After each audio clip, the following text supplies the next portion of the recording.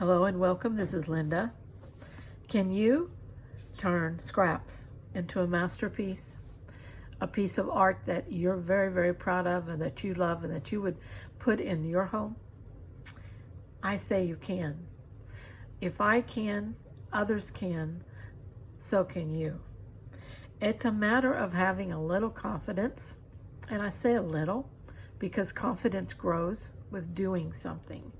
And as you do it, you learn to do it better and better. And as I've always said, you learn to do you very well, then you'll be very happy with what you create. And what I mean by that is do your art. Do your art your way. Use the colors you want. Use the mediums you want. Use the textures you want. Create the design you want. And then whatever you come up with is you. And as you practice that more and more, doing you will get easier and you'll love the results that you get over time. Now, I love color and I like to play with color. And when I start a piece of art, I'm not real sure of what I'm going to do until I get into it. And it leads itself step by step. I let the piece talk to me. I don't dictate to the piece what it is I want to do. Now, I had this piece of batik in my stash of scraps. Excuse me. Has a little gold glitter stuff on it. It just looked awesome. The colors were awesome. The peaches, the pinks, the purples, the greens, the yellows. All was just gorgeous. And I thought, okay, I want to put something on that background. What am I going to do? Again, start with basic shapes. That's at least how I start. I love doing florals in textile art. And so starting with a simple circle is about as basic as you can get. And so that's what I did. And that is a circle created with different pieces of lace, and it actually has a piece of netting over that. It's different pieces of lace, some of these silver threads, some pink yarn, a piece of netting over that. That is the background of this flower. Everything else basically is texture and thread. There are around the edges of this flower, let's see, there are 1, 2, 3, 4, 5, 6, 7 rounds of different thread colors, all in straight stitch.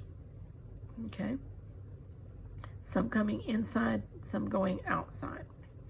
Playing all my colors together, the purples, the yellows, the peaches, the cream color, all this is in here. Then I came down with a piece of gauzy fabric, which I then threaded over with this green thread, nubby-like, in order to simulate a stem. The leaf shapes are just rough cut pieces of scraps. And there's really, like in this leaf, it's solid in the background, is a little piece of gauzy fabric that I stretched out and laid over that. There are 4 different colors that I used in the sewing, the straight stitching around the piece. And then this little piece of white torn fringy fabric. And then there's 3 colors of thread here with the little French knots and little leaves. Okay. This is just a dyed lace, cotton lace that I had, actually was a tablecloth, a vintage tablecloth, and I tore it apart and I dyed parts of it to get some colors that I wanted. And I already had this. I didn't do it particularly for this project. I already had it. Okay.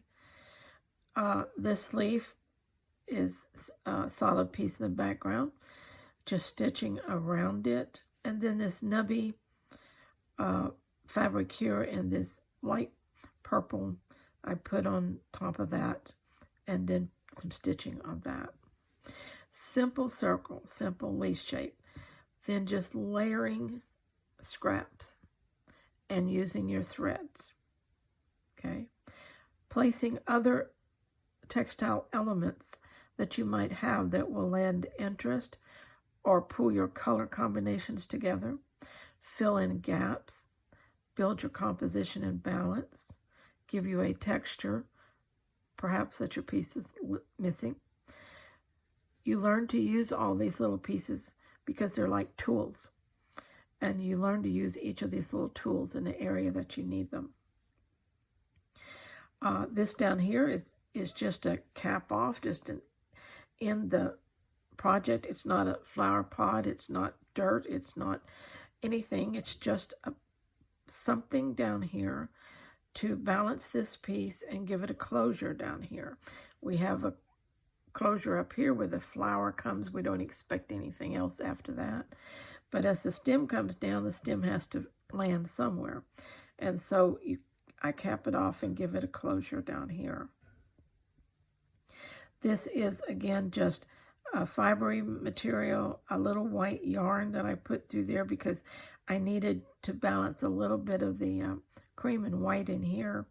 Bring it down a little, again, to balance the piece in color and weight. And this is the same that's in the leaf here. And then the little peachy pieces are there. And then I put some green and some yellow thread work through there. And then I couched this piece down with kind of a dark maroon. It's the same dark maroon that does this line here that outlines the center. So you can see that I've got probably 7, 8, 9, somewhere between 7 and 10 different colors of thread in this. Not too many, but not too few either to give it interest. Now the background is very busy and colorful, and the whole piece together blends very nicely. Sometimes it's a little scary to grab a background that's very busy because you think, okay, well, I'm going to lose my piece in it. And sometimes you do. That's happened to me before too. And to do that, most of the time, you add more to your element, add more. Also add darker threads that will help pull this piece out at times. For instance, my circle I had kind of lost, and I came back and put this darker ring around it, and it pulled it right back up. That's all it needed. That's all. That's my focal point. So I'm not overworking the bottom to pull every element up. I just want the eye to just go over this and like it all just blends into one beautiful colorization.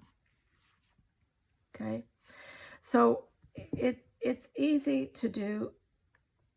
It takes a little practice, but you can do this. And you can transform scraps. That's all this is, just scraps and threads. And I don't use fancy threads. I just use embroidery floss. So put them together, audition them out, work with them. Don't stop too quick. Don't just put a layer down and say, okay, I'm done. Think about layering up and what does it really need. And it'll tell you, if you listen to the piece, it talks to you in the sense that you'll have a feeling that this is flat, this is uninteresting.